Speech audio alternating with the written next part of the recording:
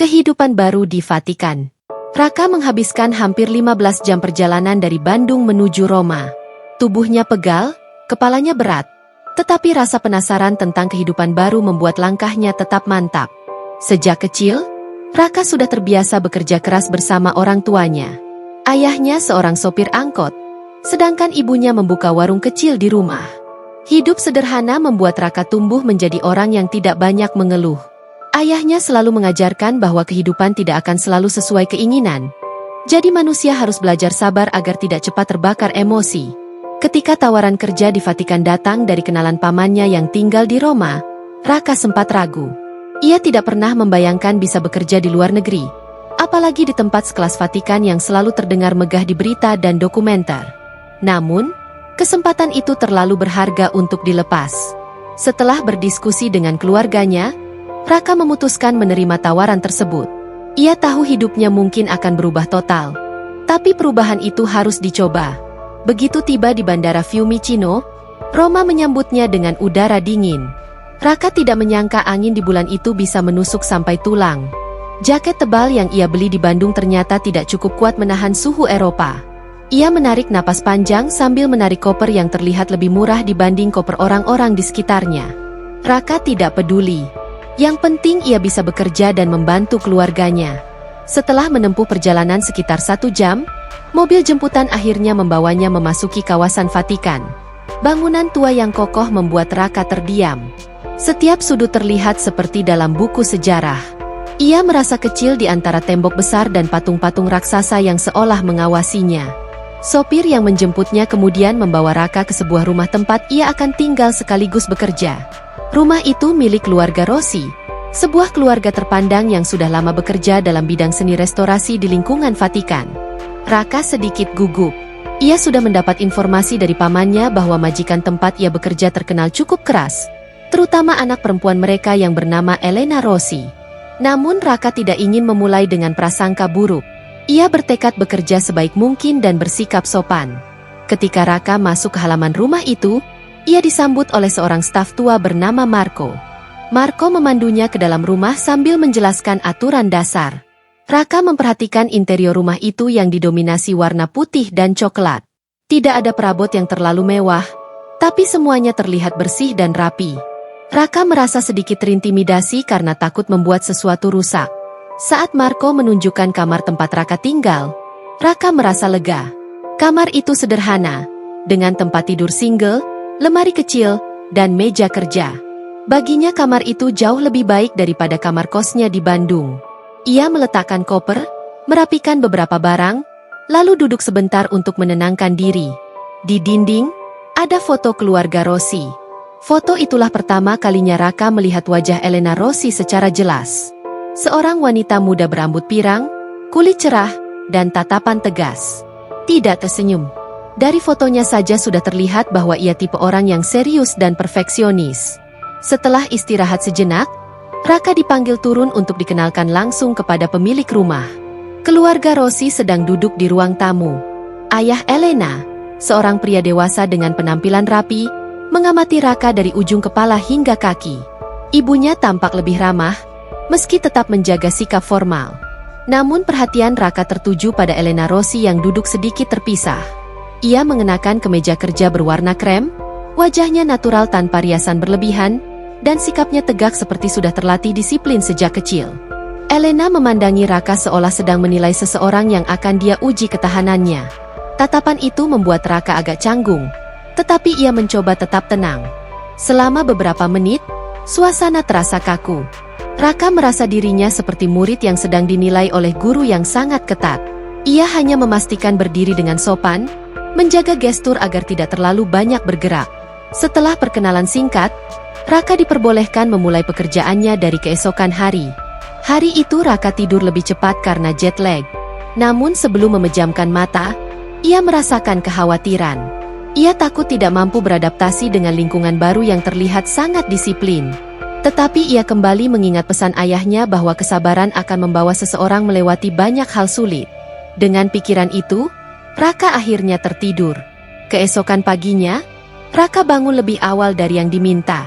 Ia ingin memberikan kesan pertama yang baik. Ia langsung bekerja membersihkan halaman dan ruangan tertentu sesuai tugas yang diberikan oleh Marco. Dalam waktu singkat, ia menyadari standar kebersihan di rumah itu jauh lebih ketat daripada rumah atau hotel yang pernah ia lihat di Indonesia. Bahkan debu yang nyaris tidak terlihat pun dianggap masalah besar di rumah ini.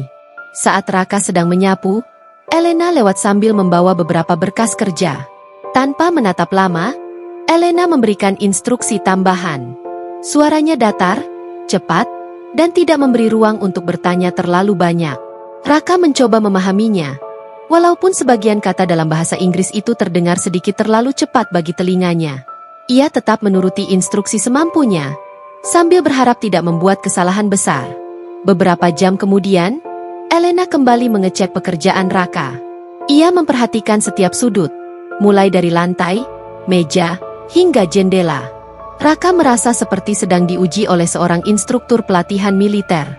Saat Elena menemukan sedikit noda yang tidak dibersihkan, ia langsung memberi catatan.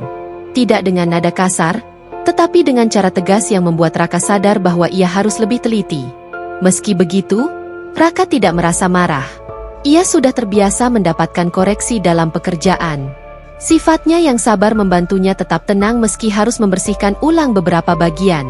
Marco yang memperhatikan hal itu tampak terkejut, karena kebanyakan pekerja baru biasanya langsung mengeluh atau memperlihatkan wajah kesal. Marco diam-diam mengamati bahwa Raka benar-benar berbeda. Ketika hari pertama hampir selesai, Raka mulai memahami ritme kerja. Ia melihat bahwa Elena memang tipikal orang yang sangat serius. Setiap hari, Elena bekerja dengan benda-benda seni kuno yang membutuhkan ketelitian tingkat tinggi.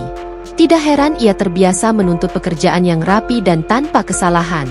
Mungkin itulah alasan Elena tampak kaku dan sulit didekati.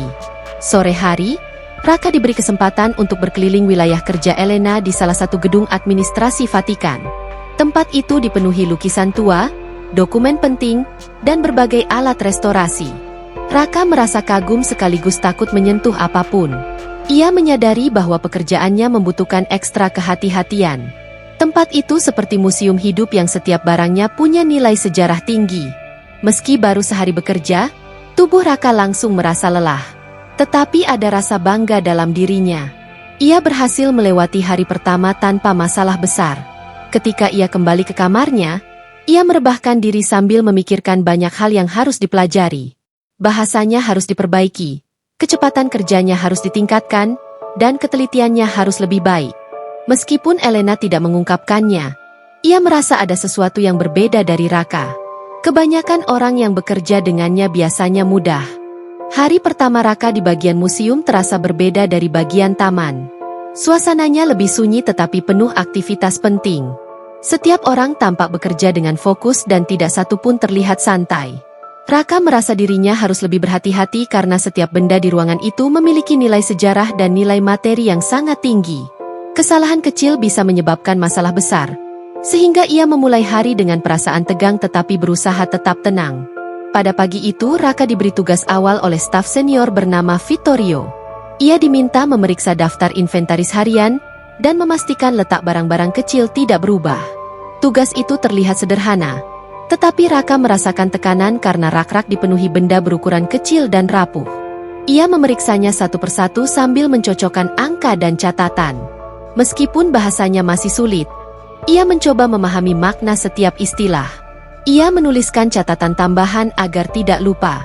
Setelah hampir 1 jam bekerja, suasana museum tiba-tiba berubah sedikit lebih sibuk.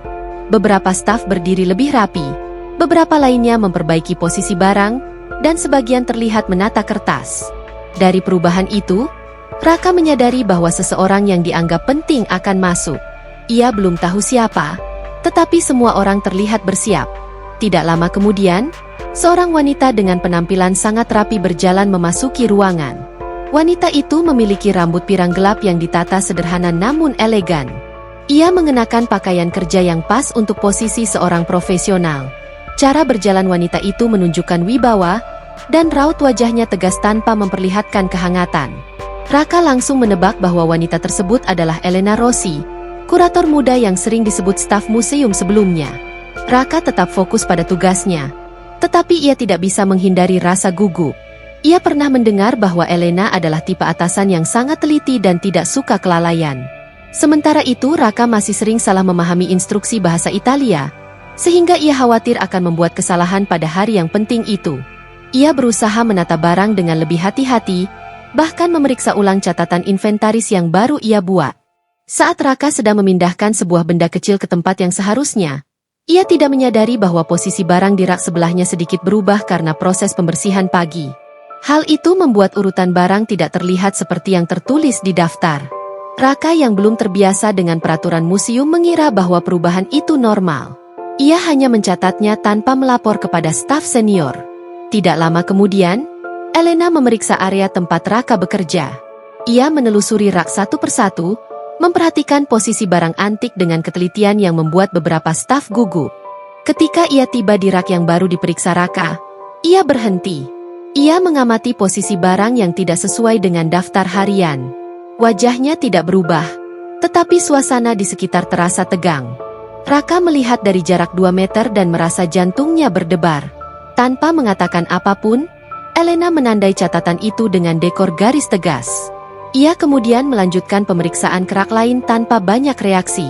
Staf lain yang melihat hal itu tampak gelisah, karena biasanya kesalahan seperti itu menjadi perhatian besar. Raka mulai menyalahkan dirinya sendiri, karena tidak melapor atau menanyakan perubahan posisi barang itu. Walaupun bukan kesalahannya sepenuhnya, ia tetap merasa bertanggung jawab.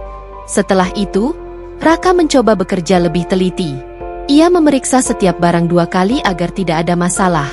Ia juga memperhatikan cara staf lain bekerja. Ia belajar bahwa setiap perubahan kecil harus dilaporkan.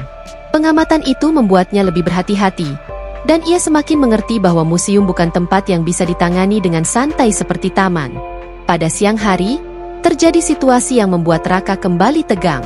Sebuah benda antik kecil bernama fibula, sejenis bros bersejarah, tidak ditemukan di tempatnya.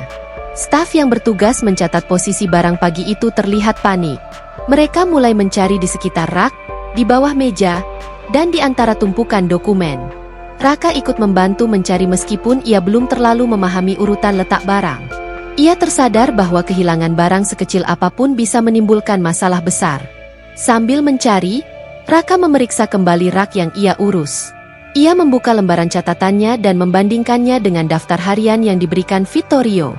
Setelah membandingkan beberapa pola, ia sadar bahwa fibula itu memiliki bentuk yang mirip dengan 2 barang lain yang berada di rak berbeda. Ia curiga bahwa fibula itu mungkin terselip atau tertukar saat proses pembersihan sebelumnya. Raka mencoba memperhatikan detail kecil di sekitar rak. Ia menemukan sebuah benda kecil terjatuh di bagian belakang rak bawah, tertutup oleh lapisan debu tipis. Ia mengambilnya dengan hati-hati dan membersihkan sedikit permukaannya. Setelah menyesuaikan bentuk dan warna benda itu dengan daftar inventaris, Raka menyimpulkan bahwa itulah fibula yang dicari para staf. Ia segera memberikan benda itu kepada Vittorio. Staf senior itu terlihat lega. Namun sebelum sempat mengembalikannya ke tempat asal, Elena masuk kembali ke ruangan untuk memeriksa keributan kecil yang ia dengar dari koridor. Ia melihat Vittorio memegang benda antik dan menatap area rak yang sempat bermasalah. Beberapa staf langsung berdiri lebih tegak, dan suasana kembali tegang. Vittorio menjelaskan bahwa barang itu ditemukan. Ia juga menyebut bahwa Raka yang menemukannya. Elena menatap Raka sekilas. Wajahnya tidak menunjukkan rasa terima kasih secara jelas, tetapi ia tampak mencatat informasi itu dalam hatinya. Bagi Elena, ketertiban dan kejujuran jauh lebih penting daripada pujian. Ia kemudian menyuruh para staf melanjutkan tugas mereka dan memastikan catatan inventaris diperbarui. Setelah kejadian itu, staf museum mulai menganggap Raka sebagai pekerja baru yang cepat belajar. Raka sendiri merasa sedikit lebih percaya diri, tetapi ia tetap takut membuat kesalahan. Ia tahu bahwa museum memiliki standar tinggi dan setiap langkahnya harus benar. Ia memahami bahwa tugasnya bukan hanya memindahkan barang, tetapi menjaga warisan sejarah dunia. Selama beberapa hari berikutnya, Raka mulai semakin terbiasa bekerja di dekat Elena meskipun tidak berinteraksi langsung dengan wanita itu. Elena sering muncul untuk memeriksa rak dan dokumen, dan setiap kali ia datang, suasana ruangan berubah menjadi lebih tegang. Raka memperhatikan bahwa Elena tidak menggunakan cara lembut dalam memimpin, tetapi ia tidak pernah bersikap tidak adil. Ia hanya menuntut sesuatu berjalan sesuai aturan. Raka juga mulai menyadari bahwa Elena bekerja lebih keras dari staf lain. Wanita itu datang paling awal dan pulang paling akhir. Ia memeriksa dokumen-dokumen tebal, mencatat hal-hal kecil yang mungkin tidak dilihat oleh orang lain, dan mengawasi seluruh bagian museum dengan pola yang sangat teratur. Meskipun terlihat dingin, Raka memahami bahwa Elena sebenarnya memiliki beban besar dan tanggung jawab yang tidak ringan. Merasa dirinya hanya staf baru yang belum memiliki kemampuan seperti yang diharapkan. Namun kejadian penemuan fibula membuatnya cukup dikenal sehingga beberapa staf mulai memintanya membantu pekerjaan tambahan. Hari-hari berikutnya berjalan lebih lancar. Raka semakin paham dinamika museum. Sementara itu, Elena mulai mengenal namanya meski hanya sebatas staf baru yang jujur dan teliti. Ia belum banyak memerhatikan Raka, tetapi kesan pertama tentang kejujuran pemuda itu sudah tertanam dalam pikirannya. Beberapa minggu setelah Raka ditempatkan di bagian museum, ia mulai memahami ritme kerja yang rumit tetapi teratur. Setiap hari ia mencatat posisi barang, memeriksa daftar inventaris, memindahkan barang kecil sesuai instruksi, dan membantu staf senior memastikan tidak ada perubahan yang mencurigakan. Tugas itu membuatnya semakin paham bahwa museum bukan hanya tempat menyimpan barang bersejarah, tetapi juga tempat yang membutuhkan kontrol ketat agar tidak ada celah untuk kesalahan atau manipulasi. Pada pagi hari tertentu, Raka datang lebih awal dari biasanya. Ia ingin memeriksa ulang beberapa catatan yang ia buat pada hari sebelumnya, karena ia merasa belum yakin semuanya benar. Saat memasuki ruangan inventaris, ia melihat dua staf senior, Giulio dan Carlo, sedang berbicara dengan suara rendah sambil menata beberapa benda antik.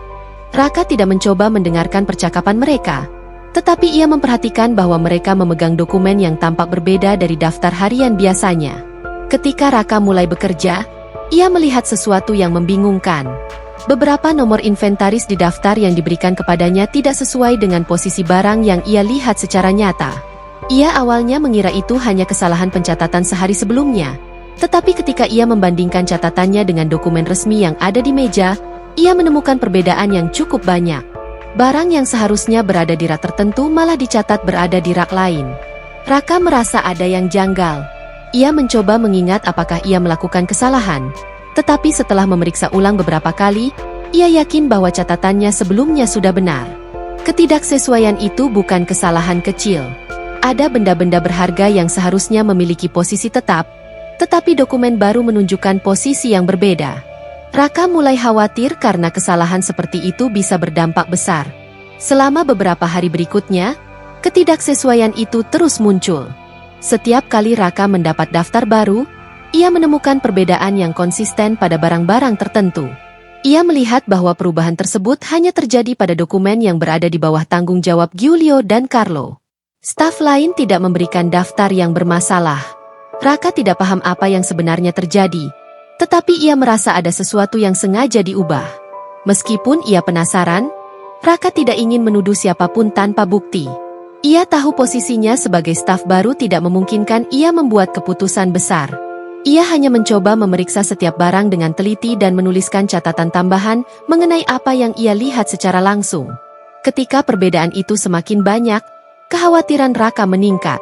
Pada suatu siang, Raka sedang merapikan dokumen ketika ia menemukan map tebal berisi catatan lama. Map itu tidak berada di tempat biasa dan tampak seperti disembunyikan di antara tumpukan kertas. Ketika ia membuka map itu, ia menemukan daftar inventaris 5 bulan sebelumnya. Ia membandingkan daftar itu dengan dokumen terbaru yang ia kerjakan. Hasilnya membuat ia semakin yakin bahwa ada seseorang yang memanipulasi data. Beberapa barang berharga yang dulunya berada di rak tertentu kini dicatat berada di rak lain. Perubahan itu tidak masuk akal karena museum tidak mengizinkan perpindahan barang tanpa prosedur khusus. Raka mulai menyadari bahwa perubahan data itu mungkin menjadi langkah awal dari sesuatu yang lebih besar. Namun sebagai staf baru, ia merasa bingung, takut, dan tidak yakin harus berbuat apa. Malam itu, Raka pulang ke kamar sewanya dengan pikiran penuh. Ia memikirkan apakah ia harus diam dan tetap menjalankan tugas apa adanya, atau melapor kepada seseorang. Ia tahu bahwa sikap diam bisa membuat masalah semakin besar, karena museum menyimpan barang-barang yang memiliki nilai sejarah tinggi. Ia juga tahu bahwa jika ia melapor secara langsung dan ternyata salah, ia bisa dianggap mencampuri urusan senior dan kehilangan pekerjaan. Raka memutuskan mencari pendekatan yang lebih aman. Ia menuliskan semua perbedaan yang ia temukan pada catatan pribadinya, mencocokkan tanggal, posisi barang, dan nama staf yang bertanggung jawab pada hari tersebut. Ia tidak menyebut nama siapapun dalam catatannya, tetapi ia menyimpan bukti perubahan yang mencurigakan. Ia ingin memastikan bahwa jika suatu hari masalah ini muncul, ia sudah memiliki data untuk menjelaskan posisinya. Beberapa hari kemudian, kesempatan datang ketika Signor Alberto, atasannya di bagian administrasi, mengajak Raka untuk membantu mengelola dokumen bulanan. Ketika Raka memberi laporan ringkasan harian, ia ragu apakah ia harus menyebutkan perbedaan itu. Setelah mempertimbangkan sebentar, Raka memilih menyampaikan dengan hati-hati. Ia tidak menyebut nama Giulio atau Carlo, tetapi menjelaskan bahwa ia menemukan beberapa ketidaksesuaian antara catatan lama dan dokumen baru. Signor Alberto tampak terkejut. Ia tidak menegur Raka, tetapi ia meminta daftar perbedaan itu. Raka menyerahkan dokumen yang sudah ia tulis dengan rapi. Alberto membaca semua catatan tersebut dengan serius. Meskipun tidak banyak bicara, dari ekspresi wajahnya terlihat bahwa Raka telah memberikan informasi penting. Ia meminta Raka tetap menjalankan tugas seperti biasa dan tidak membicarakan hal apapun kepada staf lain. Dalam beberapa hari berikutnya, suasana di museum terasa berbeda. Staf keamanan mulai memantau beberapa area lebih ketat. Staf senior dipanggil satu persatu oleh pihak administrasi. Raka sendiri tidak dipanggil, tetapi ia sering melihat orang-orang berbisik dan memperhatikan ruangan inventaris lebih teliti dari sebelumnya. Elena akhirnya mengetahui adanya ketidaksesuaian data inventaris. Ia memeriksa dokumen lama dan mengonfirmasi bahwa laporan Raka benar. Wanita itu bekerja lebih keras dari biasanya, menghabiskan waktu berjam-jam memeriksa daftar yang sudah diubah. Ia menemukan pola yang menunjukkan bahwa manipulasi data dilakukan bertahap agar tidak langsung terlihat. Ketika masalah itu semakin jelas, penyelidikan resmi dilakukan. Giulio dan Carlo dipanggil oleh pihak administrasi untuk menjelaskan perubahan data yang mereka buat. Meski mereka berusaha mengelak, bukti pencatatan yang dimiliki museum terlalu kuat. Akhirnya manipulasi itu terungkap. Mereka terbukti mengubah data dengan tujuan menciptakan celah agar beberapa barang dapat dialihkan tanpa terdeteksi. Kasus itu selesai tanpa kehebohan besar karena dilakukan secara internal. Tetapi nama Raka muncul sebagai staf yang pertama kali menemukan perbedaan itu. Meskipun Raka tidak memaksudkannya untuk menonjolkan diri, kejujurannya membuatnya dihargai oleh beberapa petugas senior. Namun hal itu juga membuat sebagian staf lain tidak suka padanya karena menganggap ia terlalu ikut campur. Selama beberapa minggu setelah kasus itu, beberapa staf bersikap lebih dingin kepada Raka. Mereka tidak mengganggunya secara langsung, tetapi tidak lagi banyak berbicara dengannya. Raka tidak terlalu mempermasalahkan hal itu karena ia tahu bahwa beberapa orang merasa terganggu oleh kehadiran seseorang yang jujur di lingkungan kerja yang penuh tekanan. Namun, ada satu orang yang memperhatikan perkembangan tersebut dengan lebih serius, Elena Rossi. Wanita itu memahami bahwa tanpa laporan awal Raka, manipulasi data itu mungkin akan berlangsung lebih lama dan merusak reputasi museum. Ia mulai melihat Raka sebagai pemuda yang bukan hanya pekerja keras tetapi juga memiliki keberanian untuk melaporkan hal yang tidak beres meskipun risikonya besar.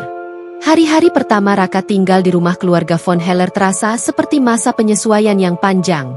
Rumah itu sangat besar dengan banyak lorong, ruangan, dan tangga yang membuatnya beberapa kali salah arah.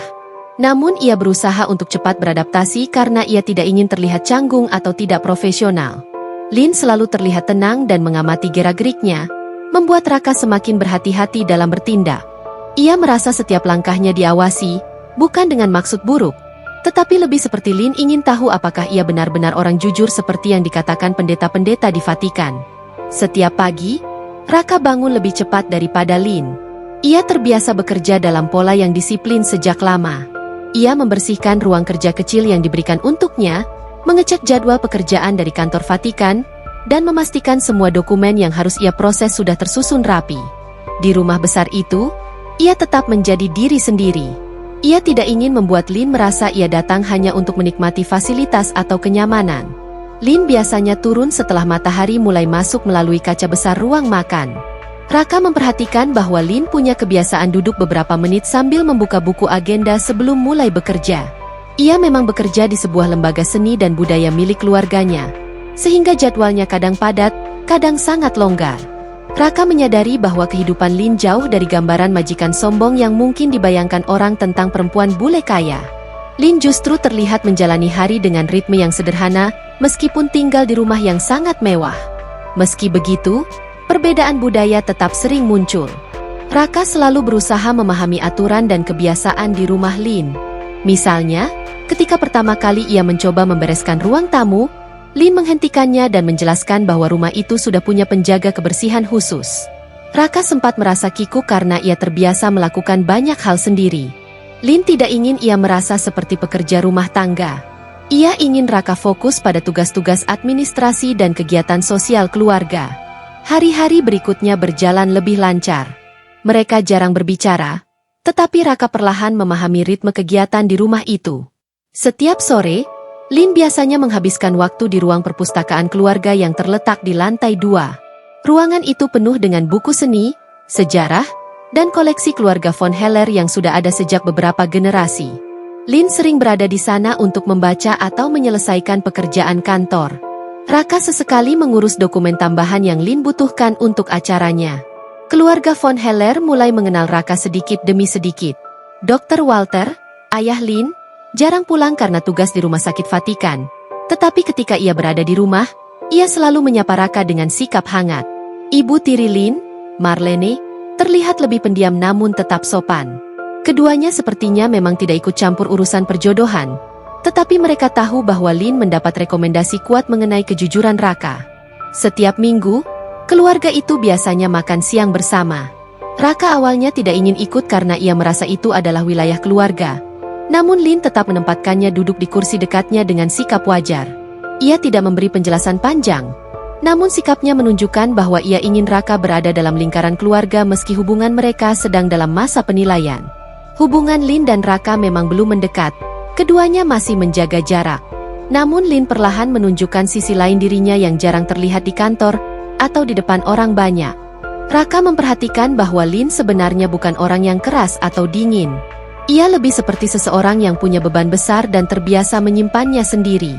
Sebagai pewaris utama keluarga, ia harus menjaga nama baik, bisnis, dan reputasi.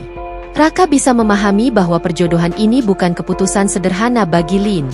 Pada satu sore, Lin mengajak Raka ikut ke sebuah acara amal kecil yang diadakan lembaga seni tempatnya bekerja. Meski tidak ada dialog, Raka bisa merasakan bahwa Lin sengaja membawanya agar ia mengenal lingkungan sosial keluarga von Heller. Banyak tamu yang hadir, dan sebagian dari mereka memperhatikan kehadiran Raka. Bagi mereka, melihat pemuda Indonesia berada di sisi pewaris keluarga besar bukan sesuatu yang biasa. Raka merasakan beberapa tatapan yang menilai, tetapi ia tetap bersikap tenang. Raka membantu Lin mengurus beberapa dokumen dan memastikan acara berjalan lancar. Semua orang melihat bahwa ia pekerja keras dan tidak mencoba menonjolkan diri. Beberapa relasi keluarga menganggapnya pendiam. Tetapi Lin memperhatikan bahwa Raka menyelesaikan tugas-tugas dengan rapi dan tanpa keluhan. Itu membuat Lin semakin yakin bahwa pendeta-pendeta di Vatikan tidak berlebihan saat memuji kejujuran pemuda itu. Di rumah, suasana perlahan berubah menjadi lebih nyaman bagi Raka. Ia mulai mengenal setiap bagian rumah. Mulai dari taman kecil yang berada di belakang ruang makan hingga balkon di lantai 2 yang menghadap halaman depan. Sesekali ia duduk di balkon itu untuk membaca atau sekadar menghirup udara sore. Ia tidak menyangka akan tinggal di lingkungan seperti itu, tetapi ia tetap sadar bahwa keberadaannya masih diuji. Lin semakin sering berada di dekatnya. Meski tanpa banyak bicara, Lin terlihat lebih santai. Ia tidak lagi menjaga jarak setega sebelumnya. Sesekali ia berdiri di ruang kerja Raka untuk melihat dokumen yang sedang ia kerjakan, lalu pergi setelah memastikan semuanya selesai. Raka bisa merasakan bahwa Lin mulai percaya padanya. Hubungan mereka belum berubah menjadi dekat, namun tidak lagi sekaku awal. Mereka seperti dua orang yang perlahan mengamati satu sama lain dari jarak aman.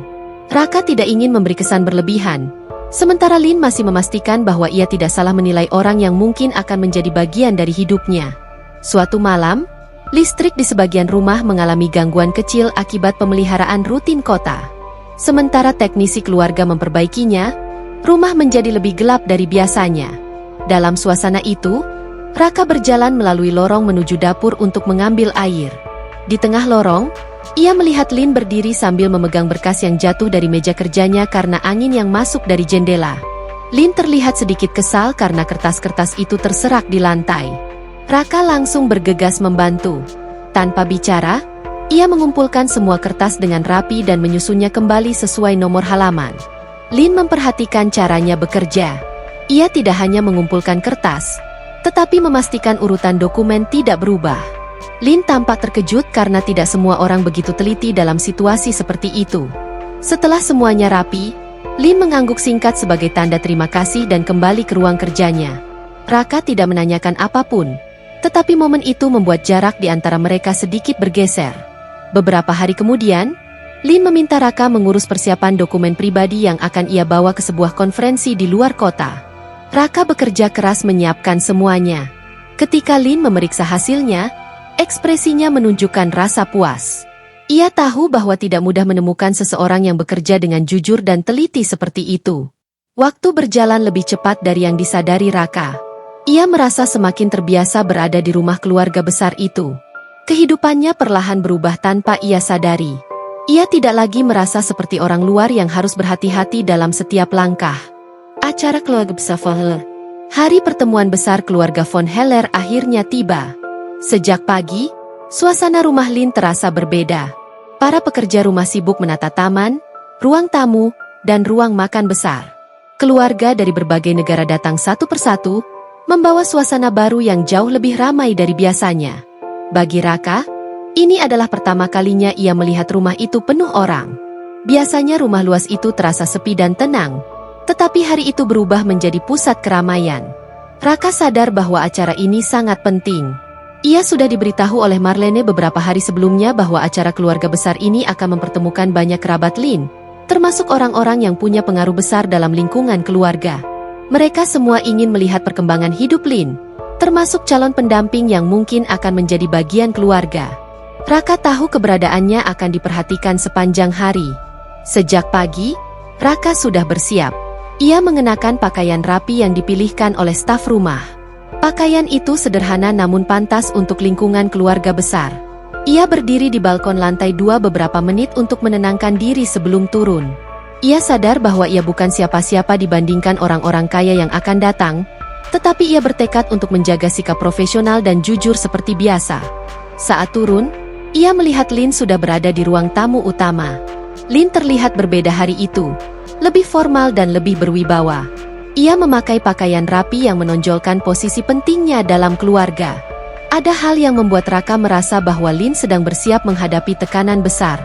Lin harus menjelaskan banyak hal kepada keluarga besarnya, termasuk kehidupannya di Vatikan, pekerjaannya, dan hubungan perjodohan yang sedang dalam proses. Tamu-tamu mulai berdatangan. Raka berdiri tidak terlalu dekat dengan Lin namun cukup terlihat agar tidak dianggap menghilang. Beberapa kerabat menatapnya dengan rasa ingin tahu. Mereka berbicara sambil sesekali melirik ke arahnya. Raka tidak mengerti bahasa beberapa di antara mereka, tetapi ia tahu bahwa mereka sedang membahasnya. Ia menduga mereka sedang menilai sosok pemuda Indonesia yang tiba-tiba muncul dalam lingkaran keluarga besar mereka. Selama 1 jam pertama, suasana berjalan cukup lancar.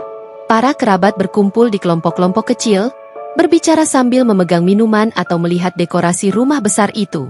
Raka membantu beberapa staf rumah mengatur berkas acara kecil yang disiapkan Lin untuk para tamu. Ia tidak ingin terlihat hanya berdiri tanpa pekerjaan. Ia tahu bahwa menunjukkan sikap rajin bisa membuat beberapa orang menilai lebih baik. Kerabat-kerabat Lin memiliki karakter yang beragam. Ada yang ramah dan menyapa Raka dengan anggukan kecil. Ada pula yang menatapnya tanpa ekspresi, seolah mencoba menilai apakah ia pantas berada di tempat itu. Raka tidak terlalu ambil hati, tetapi ia bisa merasakan beban pengawasan yang terus mengikuti langkahnya. Menjelang siang, acara utama dimulai. Keluarga berkumpul di ruang makan besar. Makanan sudah disajikan di meja panjang yang penuh hiasan. Raka duduk tidak jauh dari Lin, tetapi tetap di posisi yang menunjukkan bahwa ia bukan anggota keluarga inti. Ia lebih terlihat sebagai pendamping resmi Lin dalam acara itu. Ketika makanan mulai disantap, beberapa kerabat yang lebih tua menunjukkan minat terhadap kehadirannya. Mereka menatap Raka dengan lebih intens, seolah mencoba membaca latar belakangnya hanya dari cara ia duduk dan makan. Raka menjaga setiap gerakan. Ia makan perlahan, memastikan tidak ada kesalahan kecil yang membuatnya dianggap tidak sopan atau tidak layak. Di tengah makan siang itu, Lin tampak beberapa kali melirik ke arahnya. Pandangan itu tidak menunjukkan ketegangan, tetapi lebih seperti memberi sinyal bahwa ia tidak sendirian menghadapi tekanan keluarga. Meski tanpa kata-kata, Raka merasa Lin sedang mengamati bagaimana ia bertahan di tengah kerumitan acara tersebut. Setelah makan siang selesai, acara berlanjut ke sesi ramah tamah di taman belakang rumah. Musik lembut diputar, dan para tamu berjalan santai sambil berbicara. Raka mencoba menjaga posisi dekat namun tidak mengganggu Lin. Ia tahu beberapa kerabat ingin mengamati keduanya dari jarak tertentu. Beberapa tamu mulai mendekati Lin dan berbicara dengannya. Meskipun Raka tidak mendengar isi pembicaraan, ia bisa melihat bahwa banyak dari mereka memperhatikan dirinya setelah berbicara dengan Lin. Mereka ingin melihat apakah Raka bisa menunjukkan sikap baik dan profesional seperti yang didengar keluarga mengenai dirinya. Ketegangan mulai terasa ketika sekelompok kerabat yang tampaknya memiliki posisi penting dalam keluarga mendekati Lin dan kemudian mengalihkan pandangan ke arah Raka. Mereka tidak tersenyum. Mereka terlihat serius, seolah ingin memastikan bahwa keluarga von Heller tidak membuat keputusan yang dianggap melanggar tradisi keluarga. Raka bisa merasakan bahwa ia mulai menjadi pusat perhatian kelompok itu. Raka tidak mendekat, tetapi ia berdiri di tempat yang cukup terlihat. Ia menjaga sikap sopan meski mereka menilainya dari ujung kepala hingga kaki. Lin berdiri mendengarkan para kerabat itu, dan meski tidak mengucapkan satu kata pun kepadanya, gerakan tubuh Lin menunjukkan bahwa ia bersiap menjelaskan kehadiran Raka. Situasi itu berlangsung cukup lama. Raka tetap tenang meski dadanya terasa sesak. Ia merasa seperti barang yang sedang diperiksa kualitasnya oleh pembeli besar. Namun ia tahu bahwa ia tidak bisa menunjukkan rasa tidak nyaman. Jika ia mulai terlihat gugup, itu mungkin akan menambah keraguan keluarga besar terhadap dirinya. Setelah kelompok itu pergi, suasana sedikit lebih tenang. Beberapa kerabat lainnya mulai menyapa Raka dengan senyum kecil. Mereka tidak banyak bicara, tetapi setidaknya sikap mereka tidak sekeras kelompok sebelumnya. Raka mulai merasa bahwa ada kerabat yang lebih terbuka terhadap perubahan dalam keluarga, terutama terhadap keputusan Lin. Namun ketegangan belum berakhir. Pada sore hari, keluarga berkumpul di ruang utama untuk mendengarkan pengumuman kecil dari para tetua keluarga mengenai rencana masa depan beberapa anggota keluarga muda. Salah satunya adalah Lin. Banyak kerabat ingin mendengar apakah Lin sudah memiliki calon pasangan resmi, dan apakah keputusan itu sudah disetujui keluarga inti. Raka berdiri di belakang ruangan. Ia tidak ingin duduk di depan karena itu menunjukkan posisi yang terlalu penting. Ia menunggu dengan tubuh tegak dan tangan terlipat. Ketika nama Lin disebut, semua mata tertuju padanya. Lin melangkah ke depan dengan percaya diri. Meski tanpa dialog, ekspresi Lin menunjukkan bahwa ia menerima tanggung jawab itu. Ketika waktunya tiba untuk menyebutkan perkembangan hubungan pribadi Lin, suasana langsung berubah. Beberapa kerabat menoleh ke arah Raka. Mereka ingin memastikan apakah pemuda Indonesia itu benar-benar menjadi bagian dari pengumuman besar. Raka merasa jantungnya berdegup lebih cepat. Ia tidak tahu apa yang akan disampaikan Lin, tetapi ia berharap tidak ada hal yang mempermalukan dirinya. Tetapi Lin mengambil keputusan sederhana. Ia tidak membuat pengumuman besar mengenai perjodohan. Ia hanya menyatakan bahwa ia sedang mengenal seseorang dan membutuhkan waktu untuk menilai kecocokan. Kerabat-kerabat tampak terkejut karena mereka mengira Lin akan memberi keputusan lebih jelas. Namun Lin tetap tenang, dan para tetua menerima penjelasannya tanpa debat panjang. Keputusan itu membuat banyak tamu memikirkan ulang penilaian mereka. Raka menyadari bahwa Lin sengaja tidak. Perubahan sikap Lin dan ujian baru untuk Raka. Setelah acara besar keluarga von Heller selesai, suasana rumah kembali seperti semula. Tidak ada lagi keramaian atau tatapan penuh penilaian dari kerabat. Rumah besar itu kembali tenang. Namun sesuatu terasa berbeda. Raka bisa merasakannya sejak hari pertama setelah acara.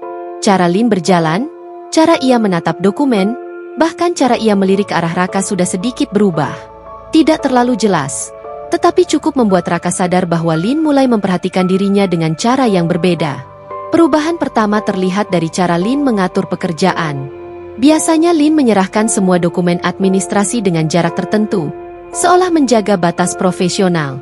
Namun kini Lin memberikan tugas dengan lebih percaya, seakan yakin bahwa Raka bisa menyelesaikan semuanya tanpa perlu dicek ulang.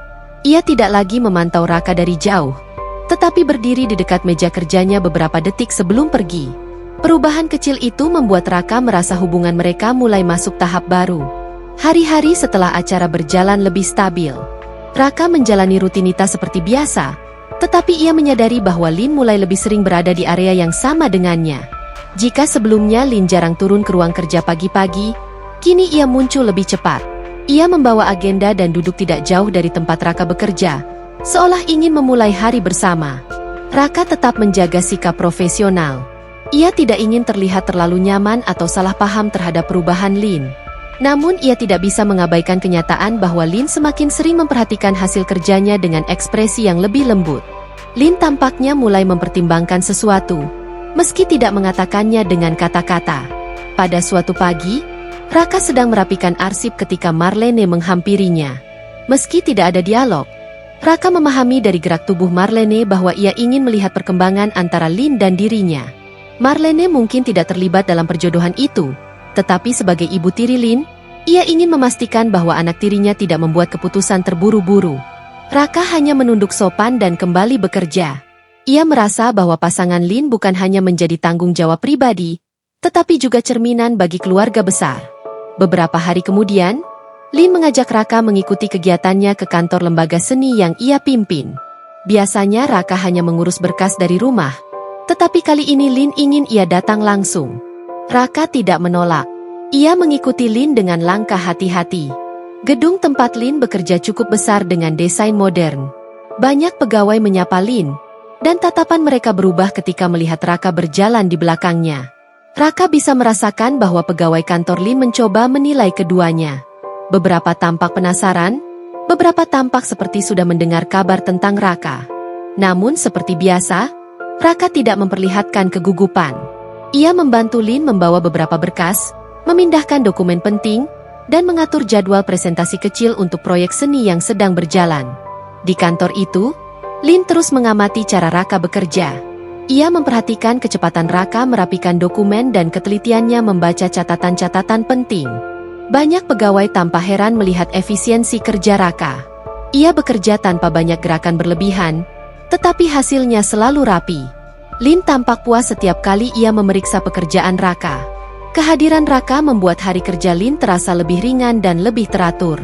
Setelah beberapa jam, Lin kembali ke rumah bersama Raka. Ia terlihat lebih tenang daripada biasanya setelah hari panjang.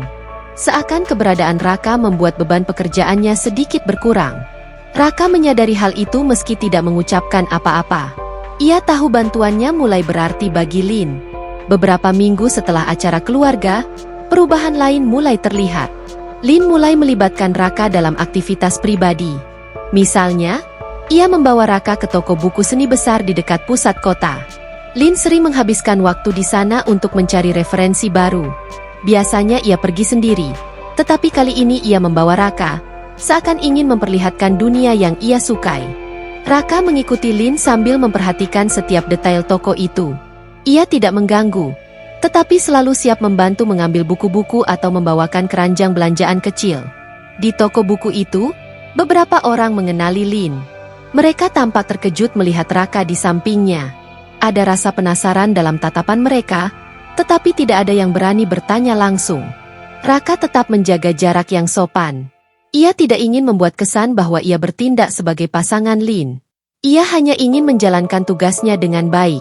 Setelah kunjungan ke toko buku, Lin dan Raka berjalan kembali ke mobil keluarga. Lin tampak lebih santai, seakan menikmati suasana tanpa tekanan. Raka menyadari bahwa sejak hari itu, Lin mulai lebih sering mengajaknya ke tempat-tempat yang ia sukai. Kadang ke pameran seni kecil, kadang ke taman kota untuk melihat instalasi seni baru. Semua itu menunjukkan bahwa Lin membuka sedikit lebih banyak ruang untuknya. Namun di balik suasana yang lebih baik, Raka tahu bahwa ujian belum berakhir. Pada suatu sore, Walter pulang ke rumah lebih cepat dari biasanya. Ia melihat Raka di ruang kerja Lin dan tampak ingin mengamati lebih jauh. Walter tidak pernah bersikap buruk pada Raka. Namun sebagai ayah Lin, ia tentu ingin memastikan bahwa calon menantunya memang layak. Raka menghormati hal itu. Ia bekerja lebih teliti hari itu, memastikan semua dokumen yang ditangani Lin disusun dengan sempurna.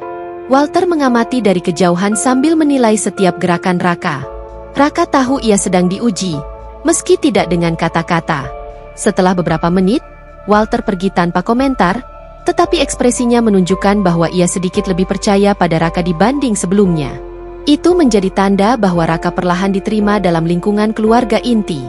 Hari lain berlalu, dan Raka semakin terbiasa dengan kebiasaan Lin.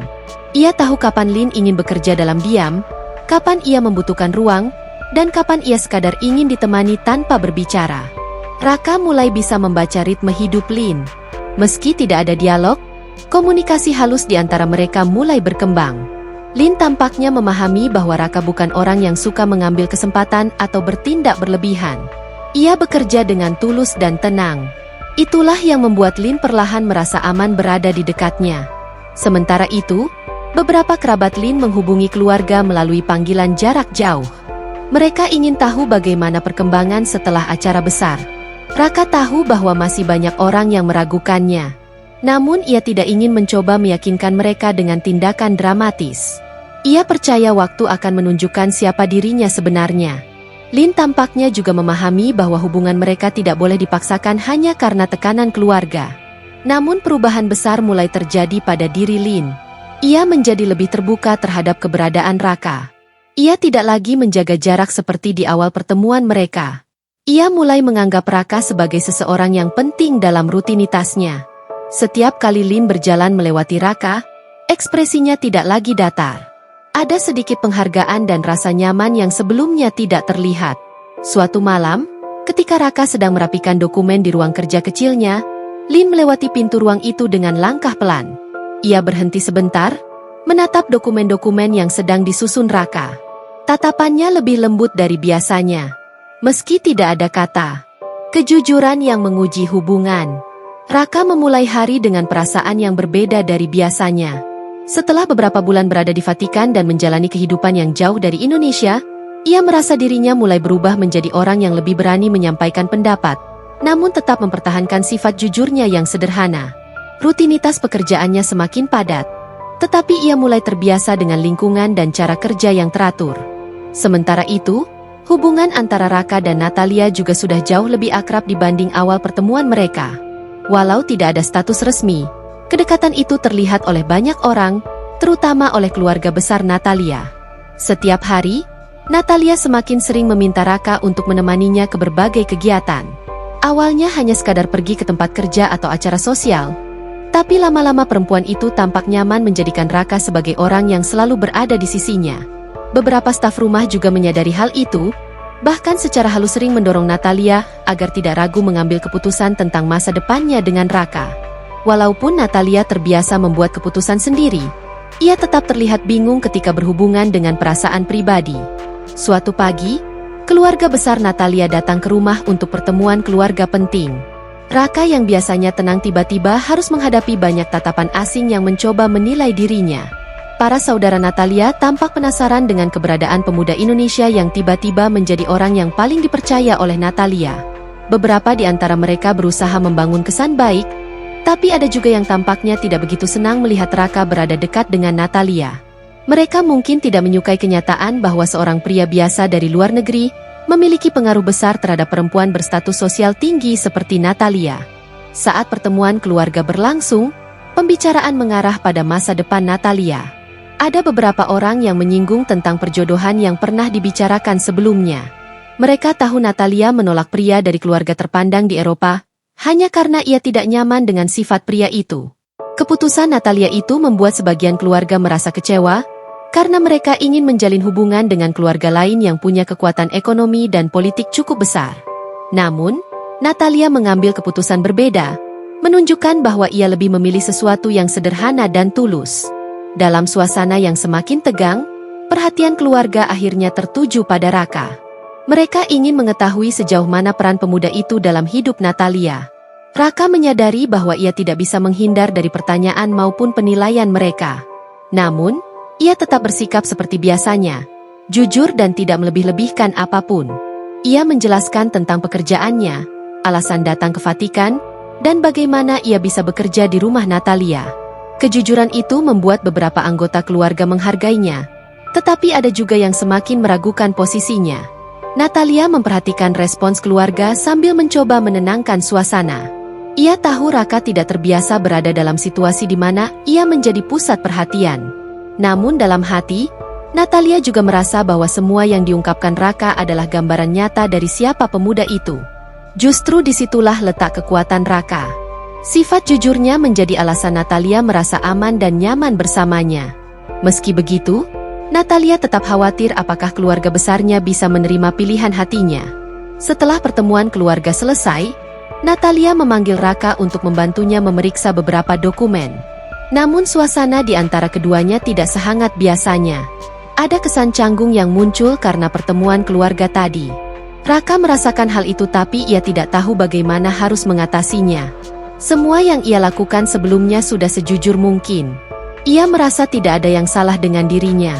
Jika pada akhirnya keluarga Natalia tidak bisa menerimanya, maka ia hanya bisa menerima kenyataan itu tanpa memaksakan apapun. Sementara itu, Natalia mulai menyadari bahwa kebahagiaan yang ia rasakan bersama Raka mungkin akan menjadi masalah bagi sebagian orang di sekitarnya. Bukan karena Raka pria yang buruk, tetapi karena latar belakang mereka berbeda sangat jauh. Natalia lahir dari keluarga kaya, terkenal, dan memiliki pengaruh besar di beberapa negara Eropa. Sedangkan Raka hanya pemuda sederhana dari Indonesia yang bekerja keras menghidupi dirinya sendiri. Perbedaan itu membuat Natalia memikirkan banyak hal, terutama tentang masa depan mereka bila ia benar-benar memilih Raka sebagai pasangan. Beberapa hari setelah kejadian itu, Natalia menerima undangan pertemuan dengan beberapa rekan bisnis keluarganya. Ia meminta Raka untuk ikut karena ia membutuhkan seseorang yang bisa dipercaya mengatur dokumen dan jadwal acara. Di luar dugaan, pertemuan itu kembali mengarah pada isu hubungan pribadi Natalia. Beberapa orang mencoba menawarkan calon pasangan lain yang dianggap lebih cocok untuknya. Mereka menganggap Natalia terlalu bernilai untuk memilih pria biasa. Raka mendengar semuanya dengan jelas meski ia tidak terlibat langsung dalam pembicaraan tersebut. Ia berusaha tetap bekerja seperti biasa, tetapi hatinya tidak bisa sepenuhnya tenang. Namun ia sadar bahwa tidak semua orang bisa memahami alasan Natalia menyukai dirinya. Bagi mereka, hubungan selalu diukur dengan status sosial dan keuntungan keluarga. Raka tidak ingin mengubah siapa dirinya hanya untuk mendapatkan penerimaan. Ia merasa bahwa jika Natalia memang menghargai dirinya, maka itu sudah cukup. Sepulangnya dari acara itu, Natalia kembali terlihat gelisah. Raka memperhatikan perubahan itu dan mencoba menjaga jarak agar tidak membuat situasi semakin berat. Namun dalam hati ia merasa bersalah, seolah kehadirannya justru menjadi beban bagi Natalia. Ia mulai bertanya pada dirinya sendiri, apakah keputusan terbaik adalah tetap berada di sisi Natalia, atau memberi ruang agar perempuan itu bisa menentukan hidupnya tanpa tekanan dari pihak manapun. Hari-hari berikutnya, hubungan mereka sedikit merenggang. Bukan karena pertengkaran, tetapi karena masing-masing tenggelam dalam pikiran mereka sendiri. Natalia mulai lebih sering diam, sementara Raka terlalu berhati-hati agar tidak membuat kesalahan. Meskipun begitu, mereka tetap menjalani rutinitas bersama. Raka tetap bekerja seperti biasa, memastikan semua kebutuhan Natalia terpenuhi dengan baik. Namun kedekatan emosional yang sebelumnya hangat kini berubah menjadi jarak yang tidak terlihat. Pada suatu sore yang tenang, Natalia akhirnya mengambil waktu untuk menyendiri di ruang kerjanya. Ia menilai kembali alasan mengapa ia lebih memilih Raka dibanding pria lain yang jauh lebih kaya dan berpengaruh. Jawabannya ternyata sederhana. Ia merasa aman bersama Raka karena pemuda itu tidak pernah membohonginya. Raka tidak pernah berusaha menarik perhatian dengan cara yang berlebihan. Ia selalu jujur, apa adanya, dan tidak punya kepentingan lain selain melakukan pekerjaannya dengan baik. Kejujuran itu membuat Natalia merasa ia bisa mempercayakan hidupnya pada Raka. Di sisi lain, Raka juga mulai memahami bahwa hubungan ini membutuhkan keputusan berani dari kedua belah pihak. Ia menyadari bahwa walaupun ia hanya pekerja biasa, ia memiliki sesuatu yang tidak dimiliki orang lain. Kejujuran yang membuat Natalia merasa dihargai. Kesadaran itu membuat Raka mulai bangkit dari keraguannya. Ia tidak ingin membuat Natalia merasa sendirian menghadapi tekanan keluarga.